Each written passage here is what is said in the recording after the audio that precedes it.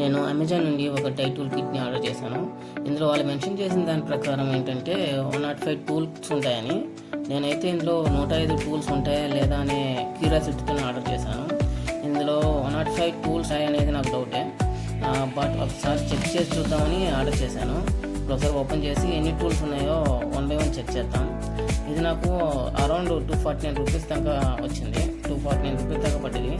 But best thing ఏంటంటే 6 pieces సాట్ tool kit ఫ్రీగా ఇచ్చారు. ఇది నాకు చాలా బాగా నచ్చింది, క్వాలిటీ పరంగా కూడా. ఇందులో 105 ఉంటాయా లేదా అనేది కౌంట్ చేస్తూ 1 by 1 ఓపెన్ చేసి చూపిస్తాను. ఇందులో అయితే నాకు నచ్చిన ఐటమ్ అయితే 6 పీసెస్ సాట్ టూల్ కిట్ అనేది నాకు బాగా నచ్చింది. ఇది సపరేట్గా కొంటేనే మినిమం 200 దాకా పడుతుంది. So that is the best thing అని చెప్పొచ్చు. ఇందులో ఏ టూల్ ఎందుకు వాడతారో అనేది నాకైతే ఒక ఐడియా కూడా లేదు. సో మీకు ఏమైనా ఐడియా ఉంటే కింద కామెంట్ చేయండి. నాకు ఐడియా ఉన్న కొన్ని టూల్స్ గురించి ఎక్స్ప్లెయిన్ చేస్తాను. ఇది ఫస్ట్ నేను చూపించింది శాండ్ని అరగదీయడానికి యూజ్ చేస్తారు. ఇది పాలిష్ చేయడానికి యూజ్ చేస్తారు.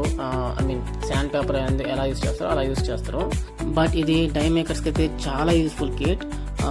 నాకు సాట్ టూల్ కిట్ కాకుండా ఓవరాల్గా నాకు 63 పీసెస్ అయితే వచ్చాయి. అరౌండ్ 249 రూపీస్కి 63 టూల్స్ అనేవి టూల్ కిట్ అనేది చాలా యూస్ఫుల్, చాలా వర్త్ ఇట్.